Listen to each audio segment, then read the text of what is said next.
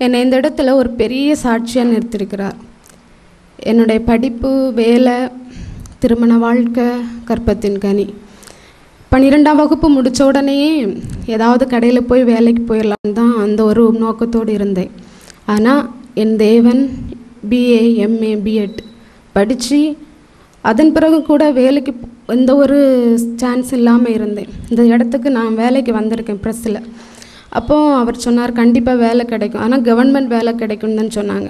ஆனால் அது வரைக்கும் எனக்கு மனசு தாங்கலை. என்னோட படித்த பிள்ளைங்க எல்லாருமே வேலைக்கு போயிட்டாங்க, அதுவும் ப்ரைவேட் ஸ்கூலில் தான். எனக்கு ரொம்ப சங்கடம் இருந்தது. ஆனால் அவங்க போன ஸ்கூலெல்லாம் 5000 6000 மட்டும்தான்.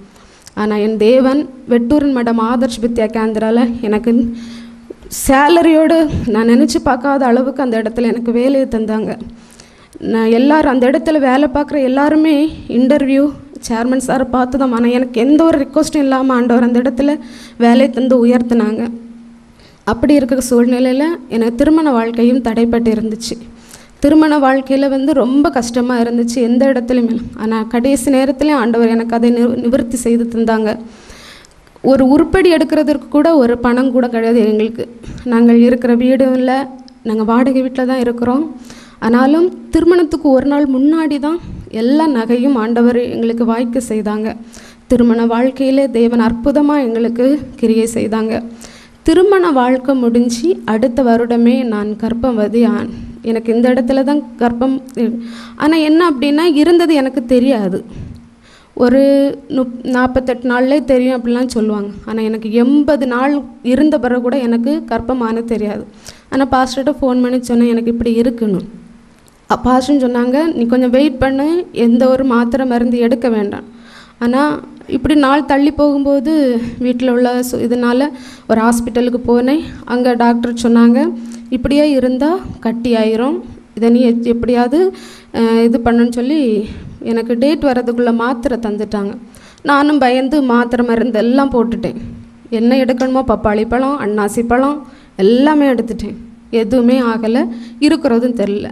கடைசியில் நான் கார்டு போட்டு பார்த்தால எனக்கு பாசிட்டிவ்னு வந்துச்சு.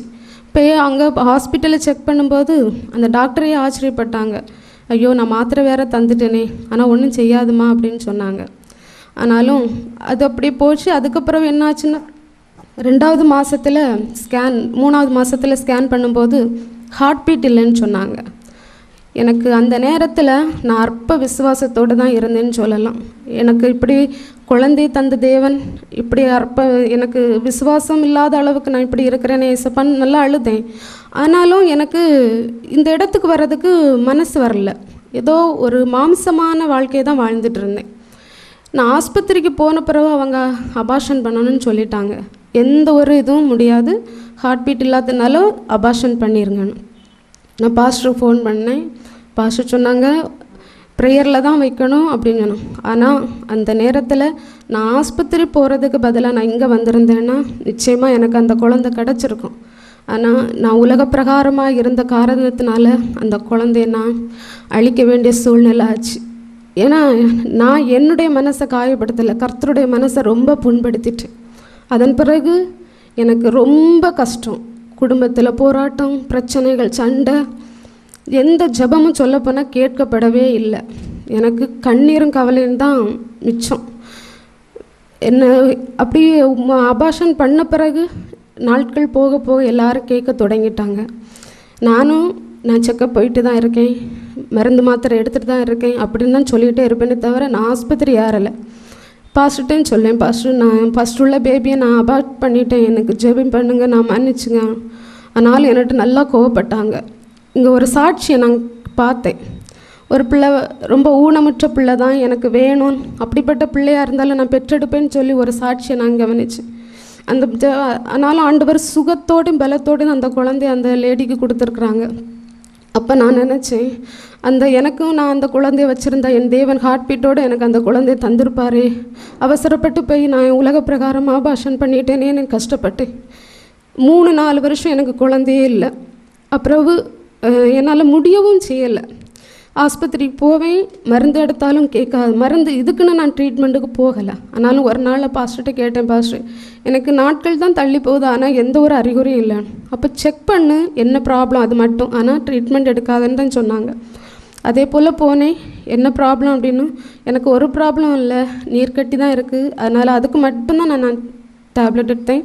மற்ற மாதிரி கன்சீவ் ஆகிறதுக்குள்ளே எந்த ஒரு டேப்லெட்டும் எடுக்கலை. ஜெபம் பண்ணேன், ஆஸ்பத்திரி ஏறினேன். எல்லோரும் எனக்கு பிறகு திருமணமானவங்க எல்லாருமே கன்சீவ் ஆகும்போது எனக்கு மனசு ரொம்ப கஷ்டமாக இருக்கும். எனக்கு ஆண்டவர் ஒரு குழந்தை தரலையே ஏசப்பா அப்படின்னு. அதுக்கு பிறகு நான் எனக்கு முடியலை. வீட்டில் என் ஹஸ்பண்ட்கிட்டையும் சரி, ஹஸ்பண்டோட வீட்டில் யார்கிட்டையுமே நான் சொல்லலை. என் அம்மா வீட்லேயும் யாருக்கும் தெரியாது. ஒரு நாள் ஸ்கூலுக்கு போகாமல் லீவு போட்டு அதுக்கப்புறவு நான் அங்கேருந்து நேராக இங்கே வந்துட்டேன். வந்து பாஸ்டர் இருக்கிறீங்களான்னு கேட்டேன். அம்மா இருக்கிறேன், ஜெப அறையில் தான் இருக்கிறேன்னு சொல்லி நாங்கள் வந்தேன். வந்து பாஸ்டர் சொன்ன சாட்சி நான் தான். நேராக வந்து அவருக்கு பாதத்தில் விழுந்தேன். நான் உங்கள் பாதத்தில் விழலே பாஸ்டர், நான் ஆண்டவருடைய பாதத்தில் விழுறேன், எனக்கு ஒரு குழந்தை வேணும், இனி நான் ஆஸ்பத்திரிக்கு போக மாட்டேன், மருந்து மாத்திரை எடுக்க மாட்டேன், என்னால் தாங்க முடியலைன்னு சொன்னேன். அப்புறம் காலை விடவே இல்லை. நான் கொஞ்சம் நேரமாக எனக்கு பதில் வேணும், நான் விசுவாசத்தோடு தான் இங்கேருந்து போவேன்னு சொன்னேன். யாருக்குமே தெரியாது. அப்புறம் காலில் விழுந்து அவர் சொன்னாங்க, ஆசீர்வதிக்கிறேன் மெய் அப்படின்னு சொன்னாங்க. ஏன்னா இந்த சபையில் ஒரு வார்த்தை எனக்கு கிடச்சுன்னா நிச்சயமாக அது எனக்கு நடக்கும் நம்பிக்கை. அந்த முதல் பேபிக்கும் ஆண்டவர் வாக்குத்தத்தம் தந்தார். நான் ஒரு படிப்பறிவில்லாதவளாக நடந்து கொண்டேன். அதனால தான் எனக்கு அந்த பிள்ளை அபார்ஷன் பண்ண வேண்டியதாக போச்சு. அப்புறம் இப்போ நான் அவர் சொன்னாங்க ஆசீர்வதிக்கிறேன் மெயின்னு சொன்ன உடனே நான் கடந்து போனேன் வீட்டுக்கு. விசுவாசத்தோடு போனேன். என்றைக்குமே நான் டேட்டு தள்ளி போகும்போது சிம்டம்ஸ் எல்லாம் தான் யோசிப்பேன். அப்போ இந்த மாதம் இருக்குமோ, இந்த மாதம் எதுவுமே இருக்காது. ஆனால் இந்த வார்த்தையை கேட்டு போன பிறகு அடுத்த மாதமே சிம்டம்ஸ் வர தோணுச்சு, வாந்தி எடுக்க ஆரம்பிச்சு. ஆனால் எதுலுமே எனக்கு நம்பிக்கை இல்லை. ஆனாலும் நேராக ஆஸ்பத்திரிக்கு போனேன். செக் பண்ண டாக்டர்கிட்ட போகும்போது நான் இப்படி எனக்கு நல்ல சிம்டம்ஸ் எல்லாம் இருக்குது அப்படின்னு சொன்னோன்னா அவங்க நம்பலை. ஏமா டேட்டு தான் ஆகலையே, இனி ஒரு வாரம் கூட பார்ப்போம் அப்படின்னு சொன்னாங்க. இல்லை டாக்டர் என்னால் முடியலை அப்படின்னு நான் நல்லா சொன்னேன். அப்போ செக் பண்ணி பார்க்கும்போது பாசிட்டிவாக வந்துச்சு. உடனே பாஸ்டர் ஃபோன் பண்ணி, நான் இப்படி இருக்கேன் பாஸ்டர், கர்த்தர் எனக்கு அற்புதம் செஞ்சாங்க, அடுத்த மாதமே கன்சீவ் ஆனேன். ஆனாலும் கன்சீவ் ஆன நாளில் இருந்து 9 மாதம் வரைக்கும் போராட்டம், ரொம்ப கஷ்டப்பட்டேன். வாமிட்டு 4 மாதம் வரைக்கும் வாமிட்டாக இருந்து, பிள்ளையை கண்டுகொள்ளுவனோன்னு சொல்லக்கூடிய அளவுக்கு நான் இல்லை. பராணம் எங்கேயாவது இறங்கி ஓடிடுவோமான்லாம் தோணும். அப்படிப்பட்ட சூழ்நிலை. முதல் மாதமே அம்மா வீட்டுக்கு நான் வந்துட்டேன். அப்படிப்பட்ட சூழ்நிலை ஒவ்வொரு நாளும் எனக்கு ப்ரேயர் பண்ணுங்கன்னு நான் பாஸ்டருக்கு ஃபோன் பண்ணுவேன். ஆஸ்பத்திரிக்கு போனால் நல்லா இருப்பேன், வீட்டுக்கு வந்தால் ரொம்ப படுக்கையில் ஆயிடுவேன். ரொம்ப கஷ்டப்பட்டேன். அதே போல் 3ஆவது மாதத்தில் ப்ளீடிங் ஆயிட்டு, அதுவும் பெரிய போராட்டம். கர்த்தருக்குள்ளே ஒப்பு கொடுத்து பாஸ்டர் இப்படி ஆகிட்டு அந்த உடனே ஹாஸ்பிட்டல் போய் பாருங்கன்னு. அங்கே போன பிறகு ஒரு ஹாஸ்பிட்டல் போன பிறகு ஹார்ட் பீட்டே இல்லைன்னு சொல்லிட்டாங்க. ரொம்ப மனசு கஷ்டமாக இருக்குது. திரும்ப அடுத்த ஹாஸ்பிட்டலுக்கு போய் பார்க்கும்போது பாஸ்டர்கிட்ட சொல்லி ப்ரேயர் பண்ணிவிட்டு ஹாஸ்பிட்டல் போகும்போது நல்லா இருக்குது குழந்தை, ஹார்ட் பீட் இருக்குது அப்படின்னு சொன்னாங்க. கர்த்தர் பெரிய அற்புதம் செய்தாங்க. கடைசியில் தேவன் ஒரு பெரிய மிராக்கிள் செய்தாங்க.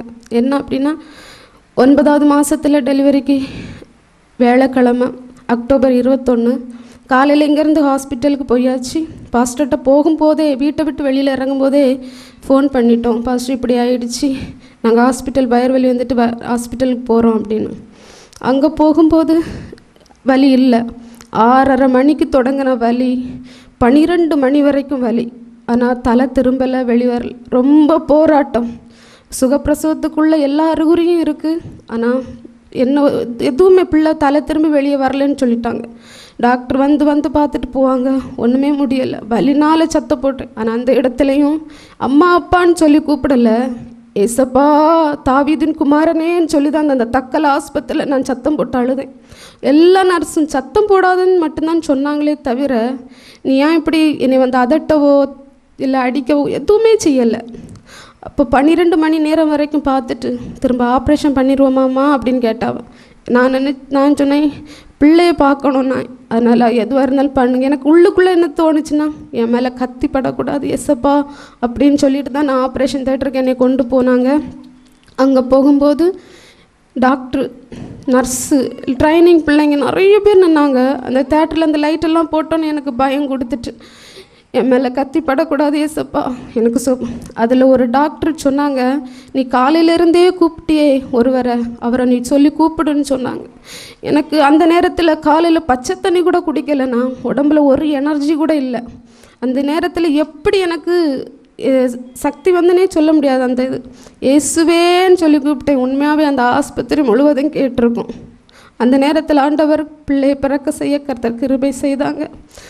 அதுக்கப்புறம் நான் சின்ன ஒரு மயக்கத்தில் இருக்கும்போது அங்கே சொல்லி பேசுகிறாங்க, ஆப்ரேஷன் தியேட்டரில் சுகப்பிரசவம் ஆனது நீ மாத்திரம்தான், ஆனாலும் 4 வருஷத்துக்கு பிறகு சுகப்பிரசவத்தையும் ஆண்டவர் உனக்கு செய்திருக்கிறாரே அப்படின்னு அவங்களுக்குள்ளேயே பேசுகிறத என் காதால் நான் கேட்டேன்.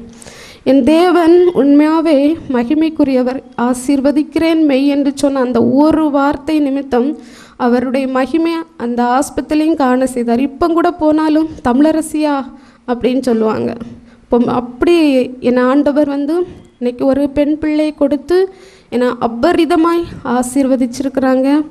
இந்த நாளிலும் பிள்ளை அவருக்குடைய வழியில் வழிநடத்தவும் தான் நான் ஆண்டவருடைய சொல்லியிருக்கிறேன். இவ்விதமாக என் தேவன் என்னை அபரிதமாக ஆசீர்வதித்த என் தேவனுக்கு எனக்காக ஜெபித்த பாஸ்டர் ஐயாவுக்கும் நன்றி சொல்லி அவருடைய கோடான கோடி ஸ்தோத்திரம் சொல்லி என் சிறு சாட்சியை முடிக்கிறேன். ஆமென்.